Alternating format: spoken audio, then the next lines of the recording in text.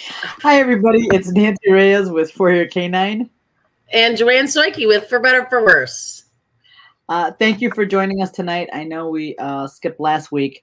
And because I'm traveling, I'm in Minnesota, lovely Minnesota, which I love.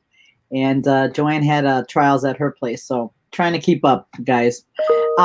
Today, what we wanted to talk about, since we're doing so much trialing and seems like the trial season is kind of upon us, one of the things we want to talk about is what to expect.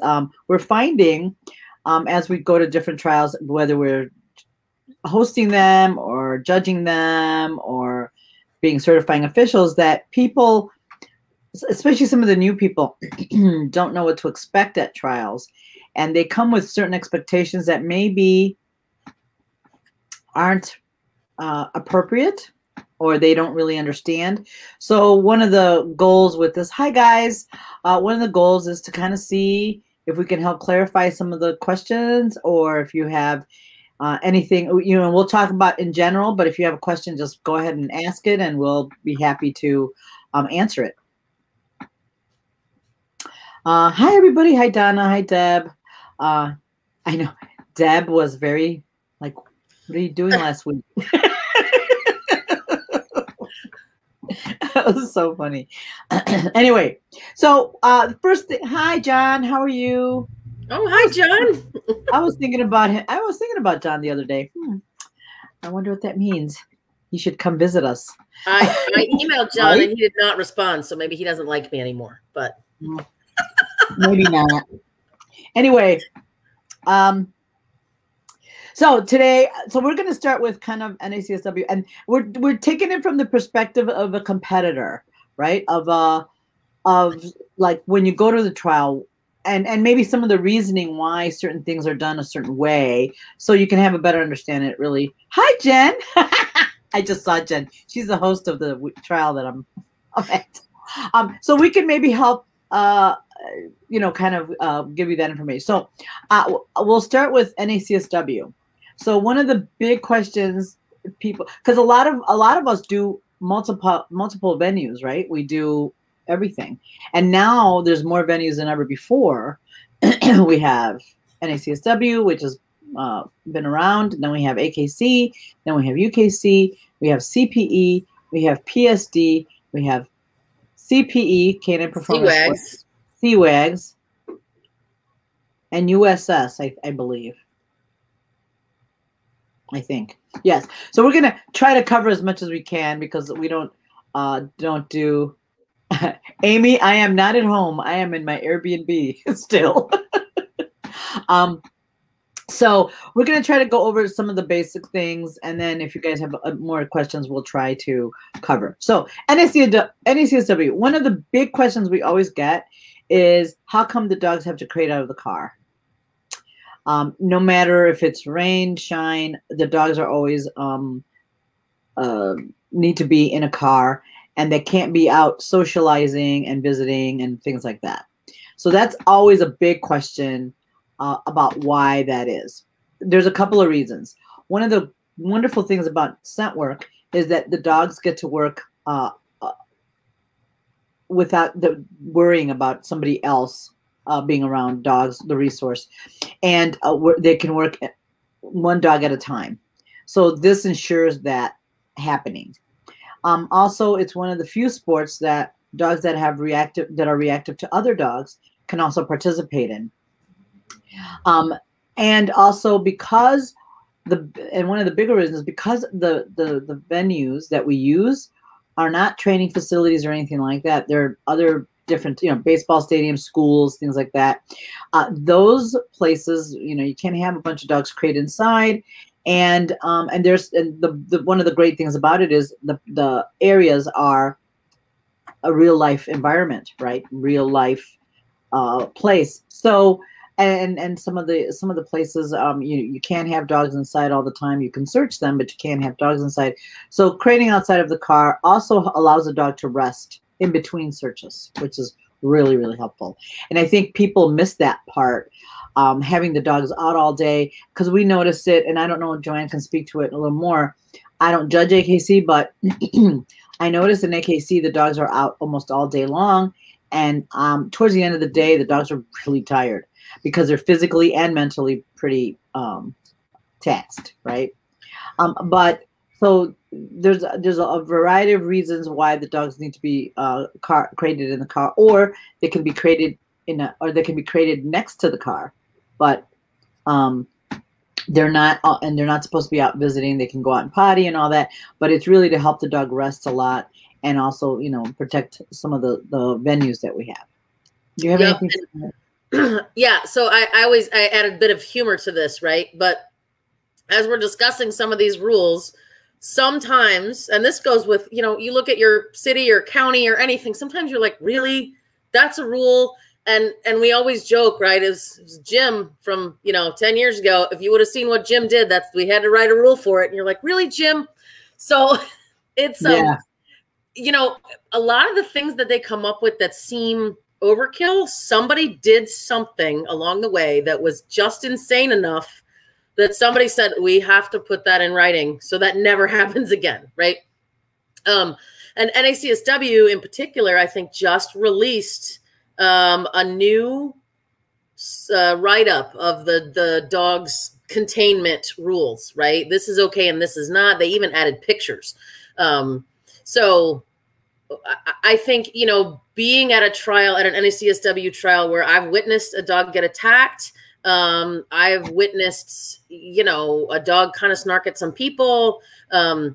It really is just a safety thing. And the rest, like Nancy said, is critically important. I've been to a lot of venues where dogs are out or on laps or people are walking them around.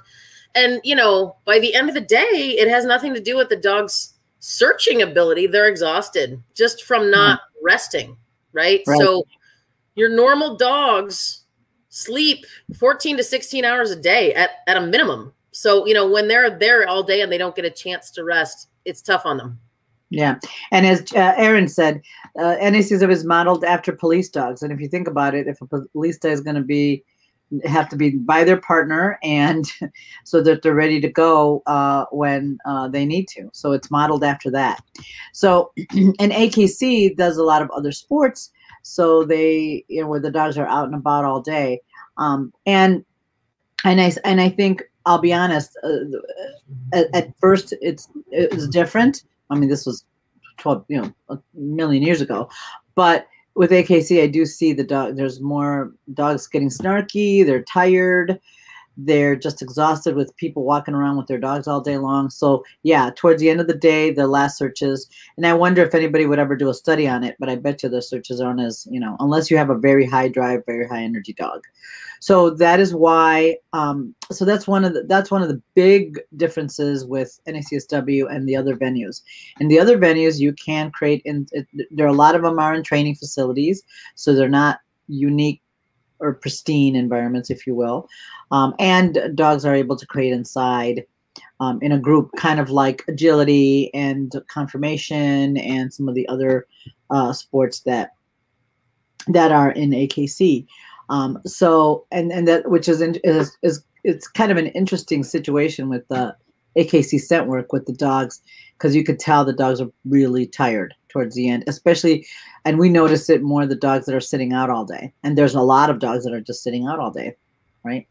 Yep. And I will tell you, of all the incidents that I've seen at trials, it's never usually somebody walking past each other or somebody getting a dog out of a crate. It's usually somebody walking past a dog that's been out, or, a dog that is somehow maybe guarding its owner, or, it's just, I don't see it when a lot of times it's just in passing. It's more so the dogs that are, allowed to just hang out. Right. So, yeah. And Jen is right. AKC is a very the AKC trials that are very focused in like agility, where you have a lot of dogs lined up, which usually isn't a problem in agility because you are running, the runs are not that long. Hopefully you're running, really fast, like under 30 or 40 seconds. So you have to have the dogs on the line. Well, no, scent work doesn't work like that. Scent work, the searches are a few minutes long, and they do take a little while. So having the dogs stacked up, is really hard, especially if you have a dog that might have a little bit of reactivity issues. So that even becomes a little bit more of a, and I'll be honest with you, for some of my students that have reactive dogs, AKC is not recommended for them for that reason, because that is too much stress on the dog and the handler to try to navigate that situation. So I usually recommend that they don't do that. They can do some of the other venues that are a little more calm, but AKC is not really recommended for that reason. With a dog reactive dog, and the people just come in, it's not a good place for the dog, and it's not worth the getting in trouble, because right, you get written up or whatever if your dog goes after another dog or something, right? Well, no, you get written up if your dog damages another dog. Just so you know, your dog actually has to do damage to have anything happen to you. So you can maul a dog and be on top of it, and if it doesn't have a scratch on it, nothing will happen. It's not quite fair, right? But it's yeah. So I mean, just be careful out there, right? So yeah, I would say AKC is probably the most stressful on people and dogs, just because it's busy, it's fast. There's a lot of things offered, right? Right. The other venues seem to be a little bit more low key. UKC, CPE, yes, CPE and CWAGs tend to be a little bit more low key, a little more calm, and so it's a little bit easier to navigate that piece. But that's from a dog perspective. Trading out of your car or going to different places. That's the other thing. In a CSW, you will go to a novel environment and you're there all day. Where AKC, you can, or some of the other venues, you can go and just do a half a day, do a couple of runs and be done. In NACSW, again, it's based on police detection training or certifications. So you have to be in level 1. You have to get all 4 elements correct to get your title. So you have to wait for the day to be able to to do all the runs. Same with NW2 with the 2nd level, and NW3 as well, and Elite. And also there's a limited number of dogs that they can run through because they have to do so many searches in a day, which is a little bit more on the dog. In AKC, you get the premise of AKC, UKC, CPE, you get legs. So you need 3 legs or 2 legs or whatever it is for the venue to get a title. So, and you don't have to do everything perfect in a day. You can do, one day you can do vehicle searches, next day you can do container searches, and then as you accumulate the legs, then you get your titles. So you don't have to be perfect in one day, which is what makes it, that's why you can spend half a day at a AKC or other venue, or you can spend a full day at the NACSW. So that's one of the other bigger differences with the other venues as well, right? Is how you can title. Yeah. So go ahead, Joanne. No, go ahead. You finish your thought. Well, that's why in NW1, 2, you just, if you can do it all well in one day, then you get your title, right? You can spend the day, do everything correctly, and then you can get your title. Yeah. And I know that's the biggest challenge, right? Getting everything right in one day. which yeah, right. Just how, Nancy was talking about, sometimes AKC isn't the best for some dogs, and ACSW isn't the best for some humans, right? Sometimes the stress of that can really, really give you, heart palpitations, and people don't have fun, right? And remember, the goal of the sport is to have a good time. So, yeah. And I've had a few students that they can pick and choose, and that's one of the things that we're so lucky now, that we can pick and choose what we want to run and what we want to do. And you don't have to do one or the other. You can pick what you enjoy most and what you can, and what you like to do and how you want to run. I like to do everything, all the other venues when I can.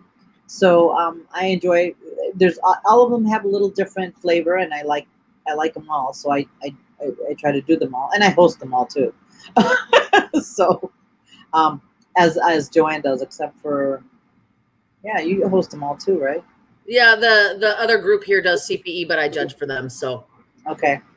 by proxy. Yeah. So, you know, Amy had a comment here. I was at a trial where practice boxes were outside and basically somebody walked right through the practice boxes while she was using them. It's the thing. I was looking, you know, Tim listens to us and he always comes back with PSD, which we're not really that familiar with. So I was looking into that so I would be, you know, kind of well-versed for tonight. One of the things that's in their actual rule book is they say that competitors should not approach an unknown dog, like should not approach an unknown dog. They want all dogs at least 6 feet. You know, and I just found it interesting that that's part of the rules, right? And they said even dogs that know each other, you have to get like compliance from both parties if you want the dogs to hang out together. And, you know, dogs must be on leash or in a crate or an X-Pen or a vehicle, but you can't tie your dog to something. So like you can't clip the leash to something and leave them. They're either with you or they're self-contained. So if there's a rule, that means somebody did that. Jim did to his dog. So it's true, Yeah. right? Yeah. So somebody did that. Somebody tied their dog out and probably left them. So there you go. Well, or the dog got loose, right? Right. Yep. Yep. Yeah, because even those of you that have been in dogs a while, even the most careful handlers and careful people, anything can happen, right? Anything can happen, you know, and your dog can get away or loose or something. So. Yeah. See, yay, Yeah. Tim's here. Yeah, PSD, Aaron, is what we were just talking about. Yeah. So PSD is performance scent dogs. mhm. It's very big on the East Coast where Tim lives, and it hasn't quite taken off here, but we have, I don't know. Tim, is CPE big on the East Coast? I wonder if it is. It is, okay. Yeah, because CPE is pretty big here, like huge. It Yeah, does doesn't sound it? interesting. Mhm. Yeah, I've been rolling it around. It's like I'm just trying to figure out where we would put another trial or another venue. But there you go. So those are the biggest things. So the other thing is, like I said, for NSCSW, you have to be perfect in NW at the level NW1 and 2, and NW3 you need to get. Now you can get legs, so you can have an error or a fault and be able to get a leg, and you need 2 legs to get a title, and then you need 3 titles to do elite, 3 NW3 titles to become elite. So now they've made it where 3. The biggest challenge with 3 is that it's an unknown number of hides, and that's really hard for people to. It just got really challenging. So they've made some adjustments, which are wonderful, and I think we're so now you can get a leg at NW3, and eventually be able to. There's a lot of other things, but you could get your title. So one of the things with AKC, you need 3 legs in each element, right? So 3 legs in containers, 3 legs in interiors, 3 legs in exteriors, and 3 legs in buried to get your overall novice, advanced, excellent and masters. Yeah. It's like, We'll just trying to remember all the fancy. venues. It's like, I can't remember all the venues. So that's AKC. You have, so that's how you can get legs. Is UKC is the same, right? 3 legs. Nope, it's 2 legs for the beginner titles, right? Novice, advanced, superior, masters, and elite. And then they also have their champion and their grand champion program, which those are 3 more legs. So you get your 2 originals, then you'd need 3 more for champion, and then 3 more on top of that for grands to get those. Now, I'll tell you this is the most interesting part. Try not to make it too complicated, right? For all of you UKCers, okay. Once you complete, let's say your overall novice nosework. So that means I have 2 legs in all of 4 elements: vehicles, interiors, exteriors, and containers. Okay. Then I may go on Only when all those are completely done, I may go on to continue to earn novice champion legs. So let's say I finish my 3 legs for novice champion, okay? And I decide I'm going to do some novice grand champion container legs while I'm still trying to finish my other 3 champion. You'll lose your legs, okay? You will pay for them, you will qualify, and they will never show up as anything for you. And the reason why is the champion program needs to be completed just like the original program before you can earn grand champion legs.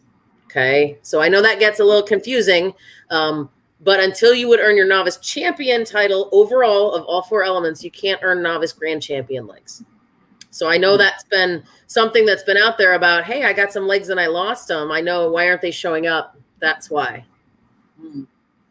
And then CPE is a little different. They kind of set it up like their agility a little bit. For the different levels, you need additional container legs. So, for example, in level 1, you need one qualifying in interiors, exteriors, and vehicles, and it doesn't have to be all on the same day, but you need 2 container legs. In level 2, you would need 2 interior legs, 2 exterior legs, 2 vehicle legs, but you'll need 4 container legs, right? And then in level 3, you will need same thing, 2 in interiors, exteriors, and vehicles, but you will need 6 container legs. So, which we love because containers. Anyway, so you have to have lots and lots and lots of container legs in CPE, which I think is wonderful because with some of the other venues, containers is really tough. So good place to work on that and practice it. It's wonderful. Yes, and as trial hosts, it's really nice that you need all those container legs because, boy, it certainly gives you an opportunity to trial in the winter, right? Because containers are nice to set up inside. So you get all your container practice in the winter. So let's see, Carrie, any thoughts on why AKC does buried versus UKC and CPE? Christine, you are right. You are right, Christine. Go ahead. Sorry, Joy. Yeah, so what'd she say? Because containers suck. Oh, so, all right. So, Carrie, the original thought behind AKC was that trial hosts struggle to find enough vehicles to complete all of the levels in a day, right? So, like UKC, to have clean, okay, you need 3 for novice. You would need an extra 1 for advanced because you can leave your 2 cleans, but you need a new one. So that's 4 cars, right? Then you pull that one out.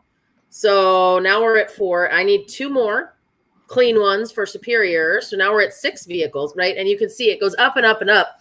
And so I know that's why Nancy and we only offer 1 vehicle element a day. It's just hard. Nobody, where do you put people if there's crating out of cars, especially with COVID and everything, right? It's some people don't want to crate inside. They don't want a dog, maybe scratching their car. So vehicles are really hard to get. And so AKC said, let's do something else that we can offer that would be fun that's not vehicles. And so they originally mocked HD, right, into buried, which is not quite the same thing, but that was the thought behind it. Was it's kind of like human remains detection. We can find odor in sand or water. And then they offered HD. And so UKC and AKC both have the HD broken out, actually. You do not need it to do your overall titles, right? So novice nose work in both venues, you do not need novice HD. It is the same levels, right? But it's not included in your titles. Ellen, you can have that. CP has a non-traditional vehicle search, which you can do with bicycles or different sort of containers. You can do a non-traditional vehicle search as well, which is One of the few venues, actually, it's the only venue that has that, I believe. They don't have any other thing. Okay, so the other thing I wanted to chat about too is how the running order and gate check-in works, right, at the different venues, because that can get very exciting in the morning. So NACSW, they do all those of us that host. They do all the paperwork, meaning they do the random draw. They send us the list. They send us the wait list, and then when the trial's soon, coming up, they send us a check-in sheet, and they send us a running order. So the hosts don't come up with the running order. They send it to us pre-done. So in the morning of a trial, at an NACSW trial, they will post that running order, and you can take a picture, or some hosts will make a copy for you and have copies, but be prepared to do both. More and more, we're having more people post it, and then people take a picture of it, and they have it on their phone so they know what number they are. So that's how the check-in works, and how the gate sheets work in NACSW. You get there in the morning, you take a picture, and you have it with you all day, and and you're assigned a number, and that's how it's going to run. And then most of the hosts have a way of letting you know which number is running. That's how that works. So while we do have some flexibility, say if there's a problem or a dog gets sick or a dog is late, we can move things around. We can't just restructure the whole running order. We just have to adjust it slightly to be able to accommodate any emergencies or any problems that some of the competitors may be having. But that's how the gate sheet and the gate is run. You can't go up and say, I want to go first, or I want to go last, or I have this. There's none of that. There is just, this is your number, and this is when you're going to go in there and search. And this is and where you're going to go. Usually with NACSW, they have numbers where you're going to go in and do your search and come back to your car. So that's why that number is so important, and you need to know. And so in the morning when you get to trials, make sure you find that sheet or get that handout, and then so that you know where you are, where you are in the running order for the day. In AKC and UKC and the other venues, the host comes up with that running order, or usually it's computer generated. In our case, we just let them do it, and but there's a lot of flexibility, if you will, in the other venues where people can run, if they have a conflict, or they can run sooner. The dogs, a lot like the agility.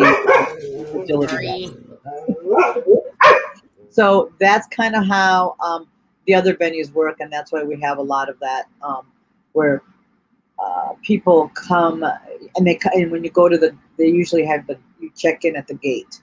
And one of the things that we do ask, even at our AKC trials, is not to come up with a dog to check in at the gate, because we had lots of dogs at the gate checking in once, and it was not a good thing. So that's kind of how the trial host has a little more control over that check-in and the gate sheets, and how we're gonna we get to decide what runs, what levels run, things like that. And that's why we try to make the flow as seamless as possible and as easy for the competitors as possible, so that it's an easier day for them. Yep. And the other venues as well try to tell you, like everybody really tries to tell you, whatever the running order posted is, you should try and stick to it. Okay. Yeah. But I'm sure you've all been to a trial where you're like, Jim and Fido, and Jim and Fido are nowhere to be found, right? We're not going to wait. So we'll go to the next dog, or, Jim just messes up everything. So no, it's, they will go, or like this weekend, right? We had a small group So I ran all of the novice, and then they went home, and I ran all of the advanced, and they went home. So, you know, when you have a class with only 6 dogs in it, you do alter the running order. You sort of still stick to it, but we say we're going to start in the middle and go down and then round ourselves out. So there's still an order posted, but it's just trying to avoid conflicts. So we're not having to wait for dogs and wait for them to get back from this search to go to this search. Right. Or there's just, gate stewards. And so that's another big, because we've had, I'll be honest, we've had people come to NACSW trials and they're like, I don't understand why I can't go ahead. I have to go early, or I have to leave early. I'm like, so that's one of the things. It's like, no, if you do NACSW, you're gonna be there most of the day. Granted, these days they're running a lot faster, and we're not, our times are better, and we're not out as late. But it's an all-day affair if you choose to do that venue, right? Yes. And it says so in the premium. Exactly. Speaking of premium, Joanne just jogged my memory. The other thing that's really important, and I think it's in NACSW, is they give you information about the venue. So, for example, they let you know if there's a lot of long walks, hills, stairs, elevators. We as the host have to provide that to on the premium, so that way people can choose whether they want to do that trial. So if it's very clear in the premium what the venue is. So you cannot come the day of trial and say, hey, I can't walk that far. What can you do about that? We can try to make accommodations, but we are limited as far as what we can do. Yeah, right? And I mean, there is ADA requests, right, where those kind of can get a little special. But if the premium says there are stairs and there is no elevator, and you say I cannot do stairs, and you show up that morning, there's not a lot we can do. We can't make, we can't carry you up the stairs. So, we will do our darndest best to help you, but, read that so that you understand if it's an appropriate venue for you and your mobility or your body or whatever. Or your dog. Yes, or your dog. If you have an older dog that is going to require a lot of walking, or a lot of hills or a lot of stairs, and you have an older dog, then maybe that's not a trial you should enter. You should reconsider it. Right? So it's really, really important. It matters a lot because it's happening a little more. Yes. I know it is on my end. People are coming to NSD and say, well, I can't make the stairs. I'm like, well, sit on the premium. I don't know what to do there, right? So you need to really make sure you read it and understand it before you enter it, yes. And just be clear, right? And again, Jim, good old Jim, NACSW made a rule that basically said your dog needs to have the wherewithal to make it to the search area by themselves, right? To be able to search. If your dog is not mobile enough to navigate the environment, they should not be there. Right. Right. Doesn't mean you can't offer them a little bit of help, but right. I mean, if you have to carry your dog from the car to the search area and then carry them back, have to, right? Because they can't.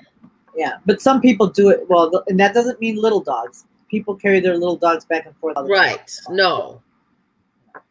We're talking about a dog that physically can't make it. Right. Like my German Shepherd can't actually walk quarter mile and then do a search and then walk back to the car. So I'm going to toss him over my shoulder and, yeah. Push them in a buggy. Yeah. Yep. Let's see. Going back to some of these. Carrie's an Excel nerd. Talk to me. There's a formula that you can, it's not a formatting. It's a formula that you'll have to put in. So I can tell you how to do that. Yeah. But Carrie was asking about keeping track of your legs and all that. AKC is great. They have you can go right on the website. That's wonderful about that. So is NACSW. They have that in common where you can log in and check where you are, what legs you have. It's wonderful. So they're both, those two venues are terrific that way. They have. Yes. But right. As a judge myself, I do my best at the end of the day to go over everything and make sure everything I have done is correct, and I match one-to-ones, right? But we're humans. So there, and you know, I actually had a trial where my paperwork was correct that we sent into one of the venues, and one of the venues did not have all of the legs of people, right?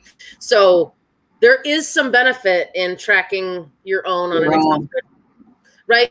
Just so you can make it sync and you don't lose anything.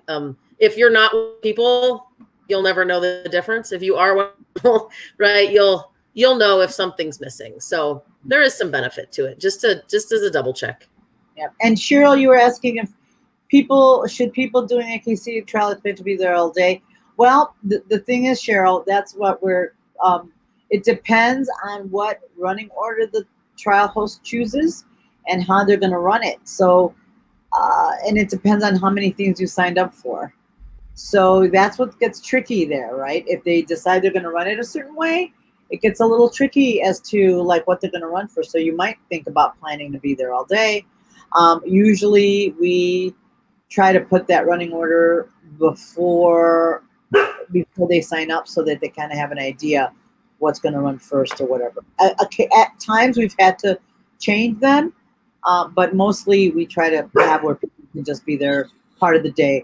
Especially in UKC, we do it all the time. We have the lower levels come early and the higher levels come later, and it works out really well so nobody has to be there all day long. Yep. All right, Mary, can you speak to the different odor concentrations in the organizations? Do they all use the same concentrations? No, they do not. Nope. AKC and UKC are 2 drops of oil on a Q-tip, okay, on each Q-tip. So it's a really heavy concentration, but they're also only using 1 Q-tip. NACSW has a different methodology. There's not like an exact science to it, but it's basically a couple of drops to what? A jar of Q-tips, right? Yeah. You kind of put them in there, you let them cook for 24 hours. But NACSW also uses more than 1 Q-tip when they're putting hides out. So they use 3. And the other thing, you guys, those of you who do NACSW, so you know, the COs receive, so it's consistent throughout. The COs receive an odor kit from NACSW, or the host gets it, and the host gives it to the certifying official. So to ensure that the odor that's being used is consistent throughout, no matter where in the country you are showing. So, for example, I don't bring my odor kit to NACSW trials as a CO. They will have an odor kit there for me, and I will use that. That ensures the consistency of all the odors that are being used and how they're being used, and also the integrity of the vessels, the integrity of the vessels that we're putting them in, whether it's a tin or a tube or something like that. So that's one of the big differences, where in AKC, the judges bring their own odor. So depending on where they get it from and how they store it, etc., and the vessels and all that, there's not a whole lot of, may not be a lot of consistency. So for training, that's why you want to always train with different variations of odor, so that way your dog's used to it and it's not a big deal. And we found that seems to be a pretty effective methodology, and it works, right? You just train on different strengths, and the dogs usually don't have a problem. The dogs are great that way.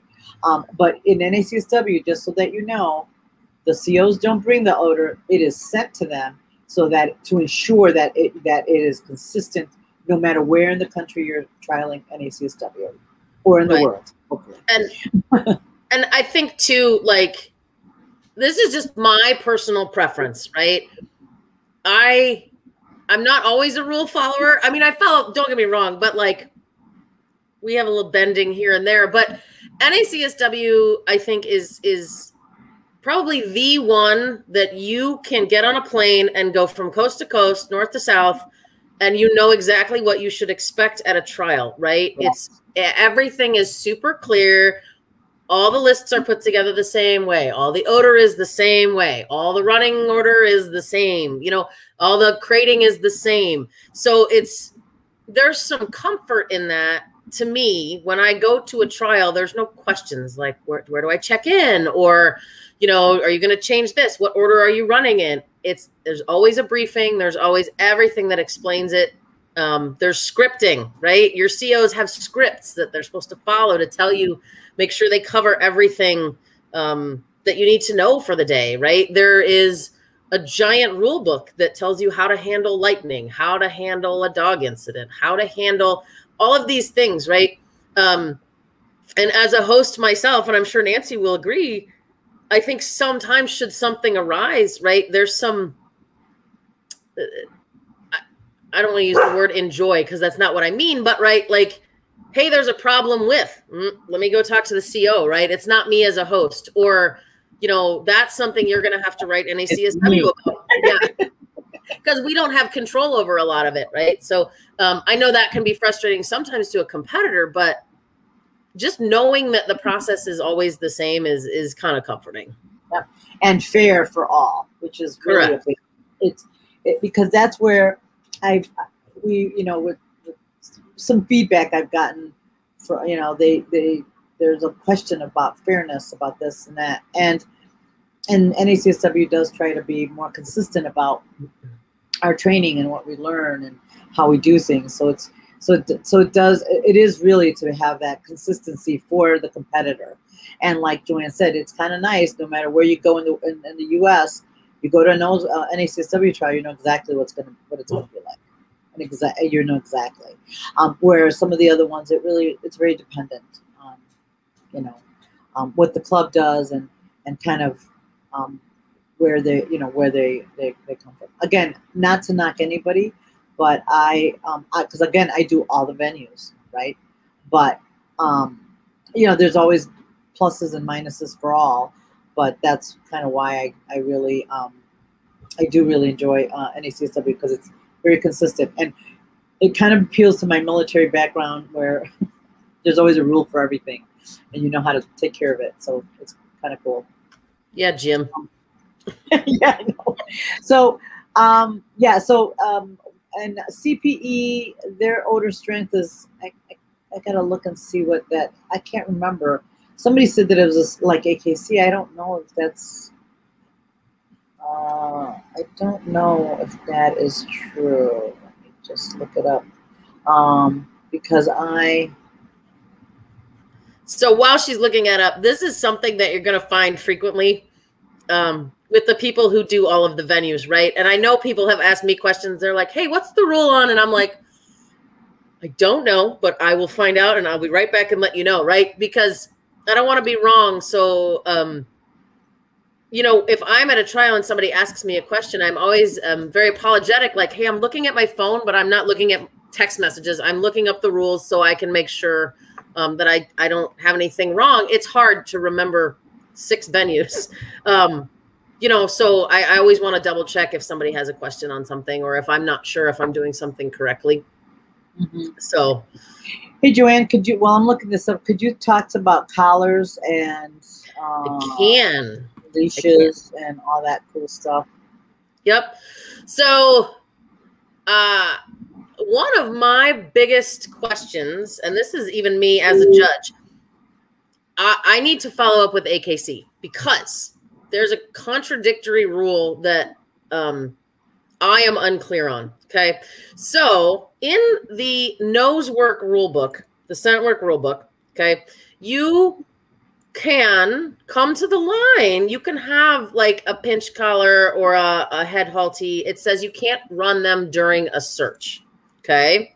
So I find that very interesting because then they had an addendum, and I'm actually gonna read it to you guys. So in Chapter 5, Section 13, this was their original. Okay, they say, sorry, I had it pulled up and then, okay, the scent work says dogs must wear a properly fitted collar or harness approved by the judge. Talks about material. No special training tools such as electronic collars, prong collars, head halters, choke chains, no pull harnesses may be used during the search. Okay. It specifically says during the search in the scent work rules, nose work rules. Okay. But then if you go to the addendum that they posted 2019 in the book that says the rules of dog shows, which is located near the confirmation section. Okay. It basically says AKC recognizes that special training collars, you know, may be used as an effective and useful management device when properly used for controlling dogs that might be extremely active, difficult to control on a neck collar, or dog aggressive. The collars are recognized as useful, right, for gaining control at the start of basic obedience training, an essential education that dogs deserve. So there's a point in which dog owners should have sufficient control of their dogs, manage them on a regular neck collar without the use of special training collars. Okay. So this is the part that makes me wonder if this is for all or just for confirmation, because it says all dogs must be presented on an acceptable collar and lead when competing at confirmation dog shows. But it's located in the rule book saying AKC grounds. You can't have that on AKC grounds. So I need to follow up. Okay. That's one of the weird one. Yeah. So AKC does not allow prong collars in agility, even the venue, right? But you see them. You see people with the covered ones. I walked my beast on a head halty. And yeah, he's an extremely active dog. He's not dog aggressive, but it helped me. And I didn't use it in AKC because I wasn't sure. So, but then, right, you have choke chains on almost every dog in the confirmation ring when the rules say you shouldn't have a choke chain. So I'm confused, and I would like to follow up to get the correct information from AKC. So pretty much all of them. Yeah, see, that's what I thought, Ellen. The rules of dog show supersedes individual sports. I thought the same. So I'm going to follow up either way. So all venues basically say you cannot run, okay, on a prong collar.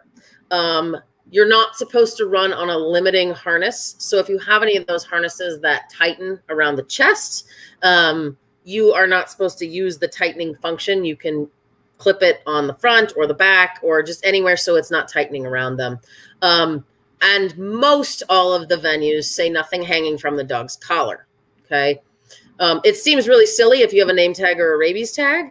But I remember Shirley Tipsword was talking about she had judged a trial and the hide was near a milk crate and the dog bent down to smell something and got his tags stuck in the milk crate. When he picked his head up, milk crate came with, and he just had a fit, right? He really panicked and started running around. They had to kind of catch him and get the milk crate off his collar. So that's the reason for that, right? Just safety. Most places will let you run on a regular flat buckle or a martingale collar. Those are really safe ones. I know a lot of people like harnesses. So again, harnesses are fine as long as you don't have the constricting ones. Yeah. And yes, you're right. CPE is 1 drop per Q-tip. So just did see that. So that's pretty self-explanatory.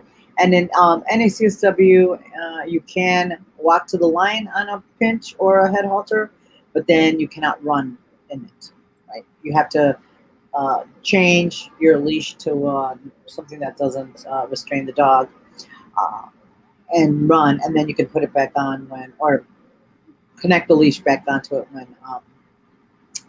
when you're done with your search. The other, you're in our first NACSW trial.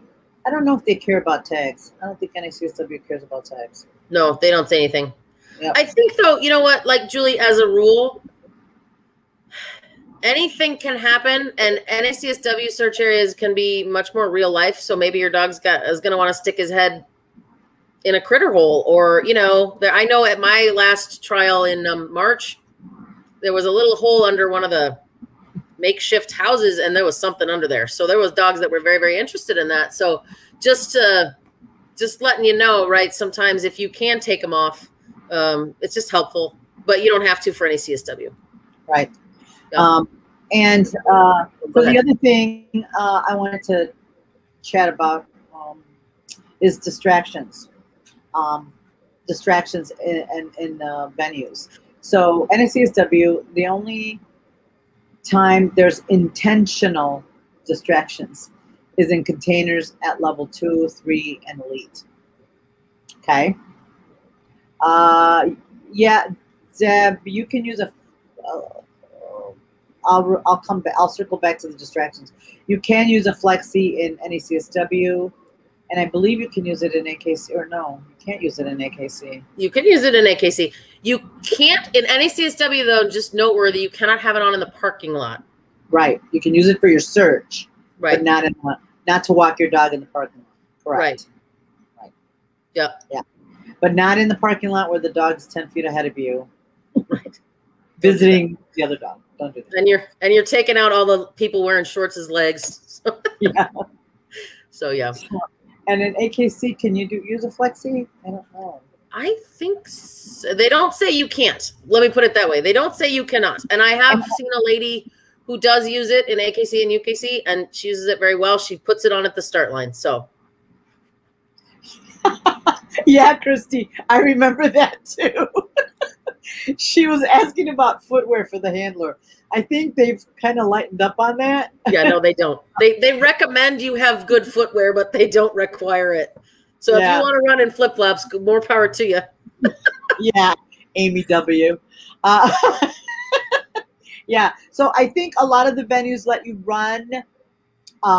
do your searches on a flexi, but I don't, but as far as like being in the environment, I know NACSW does not allow you to have it in the parking lot, but I think AKC, I don't think it matters.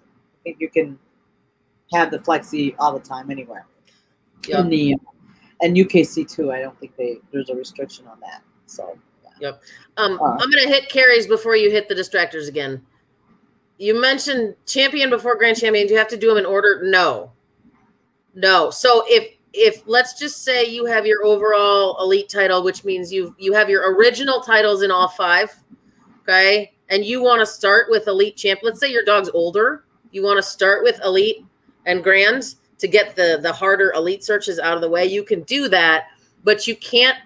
They will never mark down your elite champion and your elite grand champion until you earn them in order, but you get to keep your legs. So does that make sense? You can finish the title, but it will not appear on your UKC paperwork as the title until you finish the ones before it. All right. Let's circle back to distractors. Like and we're talking about intentional distractors, you guys. Like things that are placed in the environment as a distractor for the dog. In NACSW, you will have those in level 2 containers and 3 and elite containers. You can have intentional, so that would be food or toys or whatever. However, because our search areas for NACSW are real life, there can be stuff in the environment that just showed up, or there's a bunny, all kinds of cool stuff there. So that's one of the things that we, that's, again, they don't intentionally put stuff on it. There could be other things there. Now, in AKC, so Joanne, you're going to have to take it on that one because I'm not sure where they put distractors. I just know I show up and sometimes they're there. Yes, they're always there. So basically, novice has none, okay? Advanced has a non-food distractor, which is usually a toy, a collar, a leash, right? And it's not really defined, but they don't mean your dirty old dog toy that your dog has played with like since they were a puppy, right? Like, sure, your dog could have like fetched it a couple times, but like it should be a fairly clean, dog toy, all right? Collars and leashes, boy, I'll tell you, some of those get more dogs than anything else just with the smell on those. you know, excellent, you will have 2 distractors. You can have a non-food and a food. Okay. And then as you move up from there, there's other things. There's other types of distractors, a visual, an auditory, or a mimic. Okay. Visual is just what it says. It's usually like a light. Like you could shine a light on, shine a light off. But the judge cannot do that. So usually you won't see those because unless you have it on a remote, somebody has to sit there and operate that at the same point in in everybody's search, right? So you would say when the dog is on his 6th step in the search area, flick the light on, flick it off, flick it on, flick it off. There is auditory ones, which you can, again, the judge can't do it. So you have to have somebody else doing it, or a motion sensor of some sort that would put a music on or a noise or thing. And then a mimic is the stuffed animals that, or whatever, that look like real animals. Okay. I have only used those once or twice. And if I use them, right, they're usually faced the opposite direction. So it's kind of a butt into the search area. I feel like when you get to the higher levels, the dogs who might be a little nervous and people who are doing well in nose work, right, and allows the dogs to play, and then they come into a search and they have a creepy animal like staring at them that has real looking eyes. I don't know. I like the sport because dogs can do it by themselves. And so it is part of the challenge. It's allowed, so you may have it, but the mimics can get a little weird sometimes. I also remember with AKC, the distractions, a lot of times, this is not the rule, but it was said in and there's many of them, right? In the judges seminar that I went to, it was told to us that the distractors should be visible to the dogs. Okay. So that's what I do anymore. And I will tell you what, if I'm going to use a food distractor, I might use a harder food distractor because you can see it, right? So I might put a piece of cheese in a container that you can actually see your dog going to and looking at it, right? And licking the container. Don't call alert on the cheese container. And the last AKC show, I had 2 Ritz crackers. Clearly, I had people call alert on the Ritz crackers. So I think it's just part of the challenge, right? Know your rules. I think the people who called alert didn't realize that the distractors were there, but they're in all the venues, right? All the elements. So they're not just containers in the other. In AKC and UKC, right? Yes. Yeah. Yep. Now UKC, they must be concealed, just so you know. So they are not supposed to be visible to the competitors. Right. So they're a little bit more tricky. And Carrie was asking about, do all venues have a box wiper? No, they don't. Nope. Actually, that's that's the biggest distractor in all of the venues is drool. And that has taken out more dogs than I can bear to count. The dog drool is usually the dog shows interest and then the handler calls it. And this is, and we've seen it, in every element in NACW, AKC, and all that. The dog drool is by far and away, there's little control over that.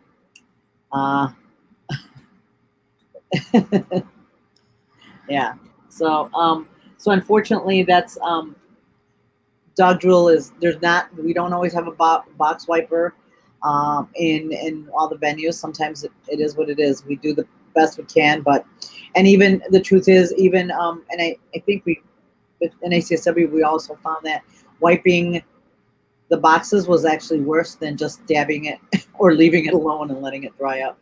Yep. And I'll tell you, if you've ever run a search with, after the Newfoundland on those black toolboxes, oh my gosh, like you can see the shininess from the start line, right? Yeah. It's those toolboxes hold drool more than anything else. Mm-hmm.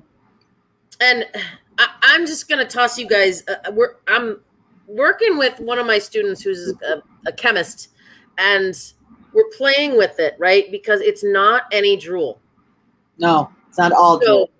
Just for you guys to have a good training opportunity, right? It's not any drool, which is why your dog can walk through those toolboxes and not have a bit of problem when you go past the Newfie that's like drool, drool, drool.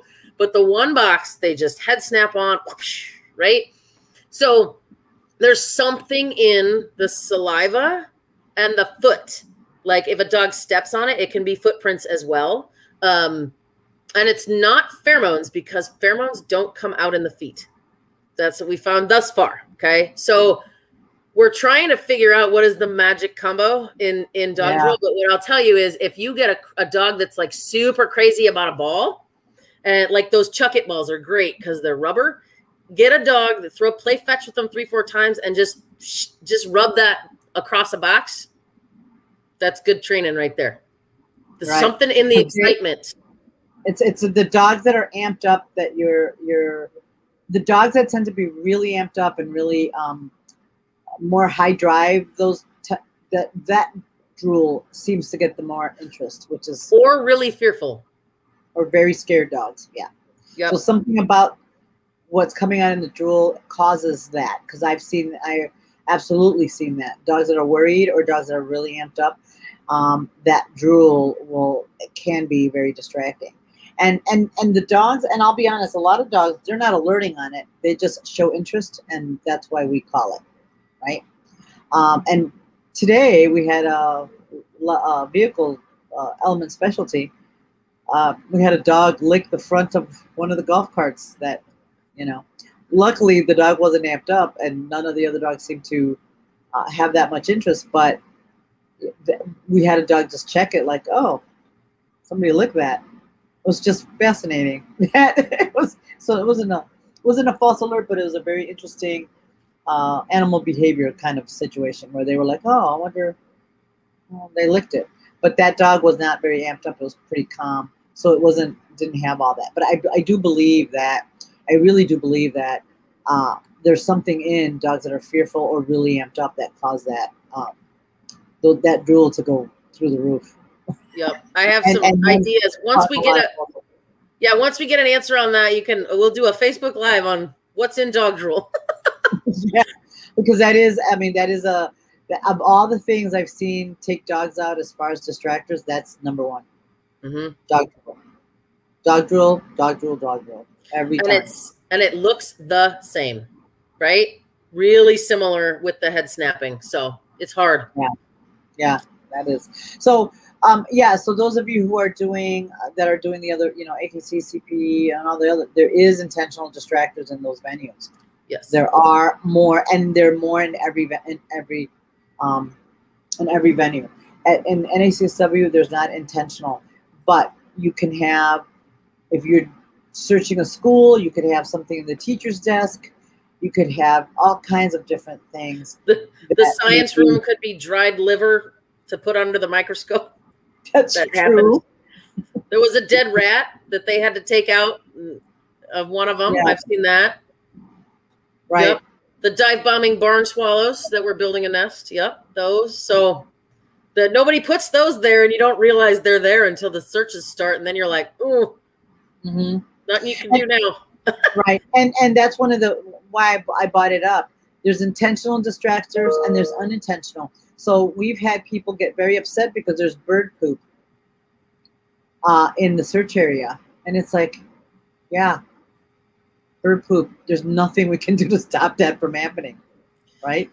Gum under the belt, that's huge, Debbie. Yep. Or tiny pieces of paper, right? I mean, guys, it's sort of that's not a distractor, right? If your dog is interested in a tiny piece of paper, you should find somebody with a 3-hole punch and have a party and then like set some hides there. You know what I mean? So it's, yep. Now I will tell you, AKC and UKC that require, it does not tell you what kind of food you can use. I have seen steak bones, like sandwiches, right? Today, like yesterday when I judged, my interior food distractor was 1/2 of a peanut. That was it. I still took out 2 dogs with that. Today I used 1/8 of a half of a Ritz cracker.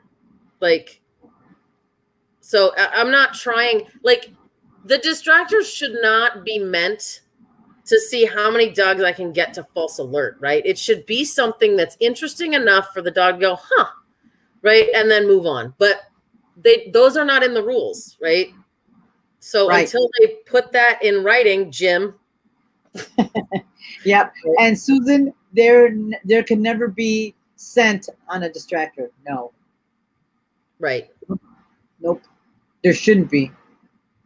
And the truth is, that's and again, I'm not for or against any venue because I do them all.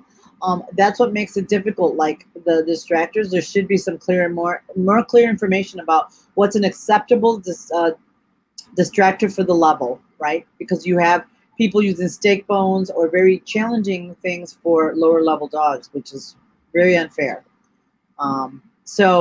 But like Joanne said, it's not in the rules. They don't specify, so it becomes people can just use their judgment, which sometimes is, Jim, like they'll use bean dip or steak bones, or or sandwiches, Yes, sandwiches in the vehicle search, like that.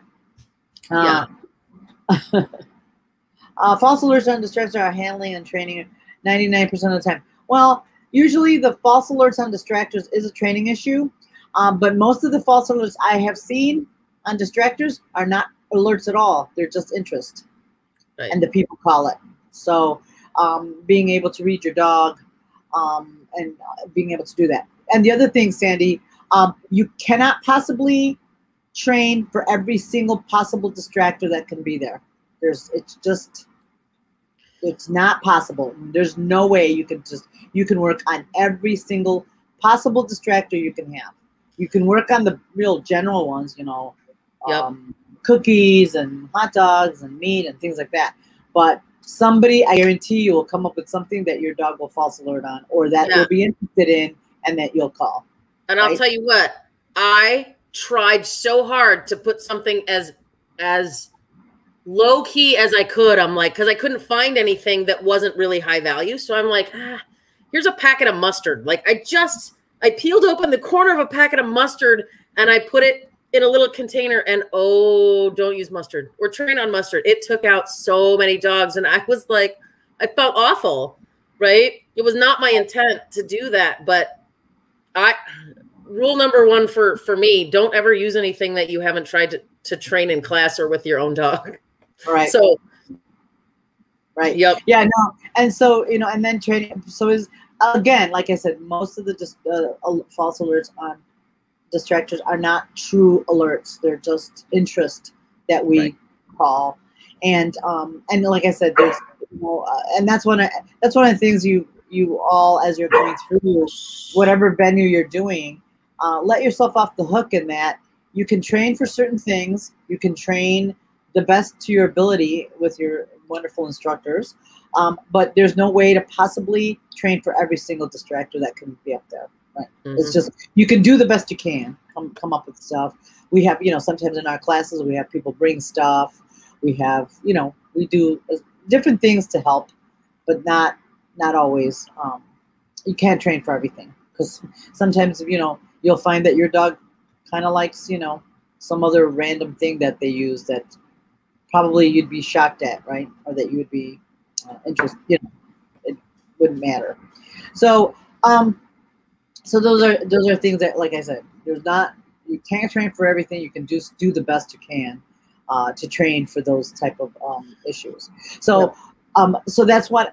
So you guys, this little chat was really meant to give you some just general information about different venues and kind of how they run, so that when you go there, you're not surprised, you're not upset, you're not, because that's been happening a lot more often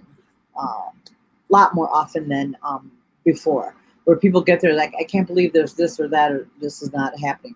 And it's usually because they're not used to the certain, sitting in the car, they don't like doing that. Well, then you may not want to do NACSW, do the other venues. Yeah. So there's one more thing I want to mention, but I wanted to answer Deb's question first. Yeah. She asked if there's types of containers specified. So Deb, not necessarily types. Yes, some do, but I would say more so it's a size requirement, right? So this must be a cardboard box, no bigger, no taller than 10 inches, no wider than blah, blah, blah, blah, blah, right? Some talk about you must have venting, you must, some talk about it can be this or that. But NACSW is the only one that I know that actually have links of these are the containers that are acceptable for this level, which is kind of nice as a host, right? And again, when you're going somewhere, these are the things that there will be. Right? You might have, yeah. But yeah, like I've been to trials where some of the containers that were presented to me, I would say, yeah, I'll put that in a search, but I'm not putting odor in it because it doesn't vent well, or it's just different, right? So yes and no, I guess would be the answer to that. Yes, they're specified. They're not detailed. Okay. Right. The one other thing that, go ahead, Nancy. Sorry. Oh, and that's why you might see in some of the other venues a much smaller receptacle, much smaller container than you're used to seeing in another venue. So you might see a really small, like in AKC, you can have very small, much smaller containers, or there's not a real, I don't think there's a real. Not in the upper levels. Yeah. And I think in CWAGs as well, I don't think there's a, so then you'd have to, you can have a very small vessel or very small container. So that's that's one of the problems. Yeah, like a Post-it note size, right? Like that kind of a square. Mm-hmm. The one other thing I just wanted to touch on for people, and I know that it can be a challenge for some of you, is barking. Okay? Mm-hmm. Or excessive noise. Some of the venues actually speak to it. Some of them do not. Some of them leave it up to a judge's discretion. Some, so I just want you to think about if you lived in the house next door, right? And you had to sit next to the parking lot all day long. What would you do? How would you feel, right? What if your baby was trying to take a nap, or, you work first shift and it was just like constant barking? Or what happens if maybe you have a dog reactive dog or a really shy dog, and some of the venues that are running multiple things at once, the dog next door is bark, bark, bark, bark, bark, bark, bark, bark, bark, right? And it affects your dog's ability to search. I understand some of it is training, but I think if you have a barking dog and they're a big barker, just try to do what you can, right? Don't just let it go. Well, that's just how they search. It's just be courteous to your venue and your fellow competitors with kind of the noisy dogs, right? Yeah, because it's and for NACS, well, in AKC, AKC too. If you use a venue where it might be in a residential environment and use barking dogs, you could lose that venue, or the host can lose that venue because your dog is barking, because people don't want to hear that at 8 or 7 or 8 o'clock in the morning on a Saturday or Sunday, right? So it's something to consider, and it speaks to some of the things like crating in the car, crating inside, whatever situation you want to be in. You should train your dog for that part, right? It's part of the dog. It's part of the sport, is being able to train your dog to be at a trial, compete at the trial, and deal with the environment which you're asking him to work in, right?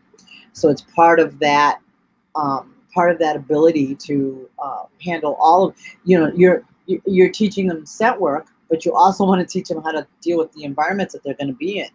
And again, that's why one of the things we want to talk about, give you that information, because if your dog is noise sensitive, just know that some of the venues are near shooting ranges or near where there's going to be that kind of noise.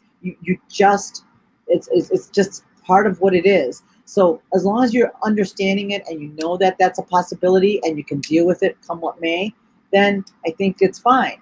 But don't, people get very upset. Oh, my dog's afraid of guns, or shooting. Well, we don't always know that there's a shooting range, a few blocks away or whatever. We don't always know that.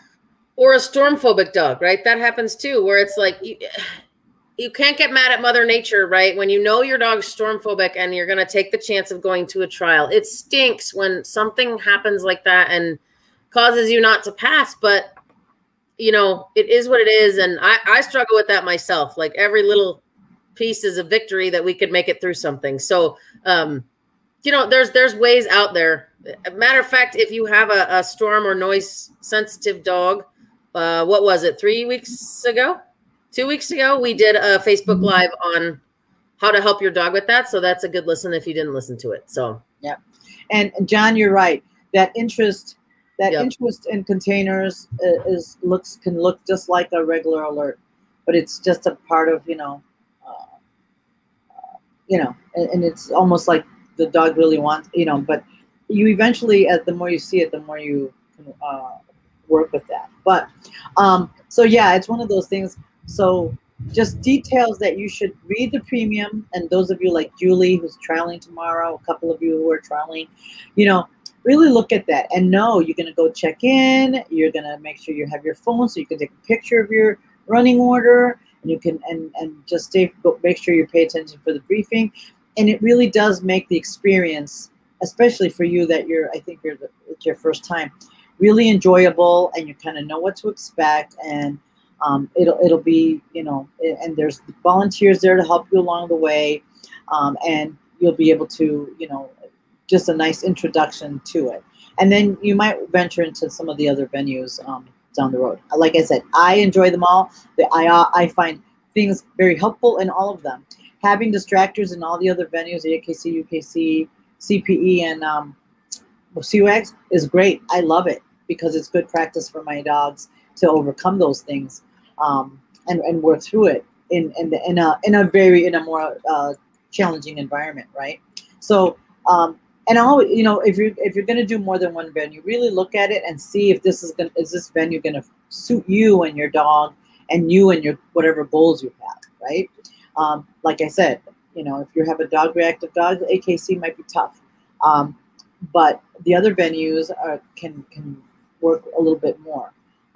But if you have a dog, if you have a dog that's environmental, maybe going to where it's a little busier, AKC might be a good place to help your dog kind of deal with some of that once your dog is in a better place to handle those things.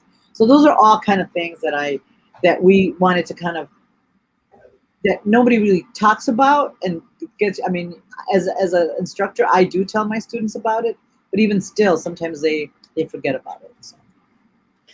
Trial stress sometimes makes a lot of what's in our head go out the window. So. Yeah, tell me about it. Right. All right, guys.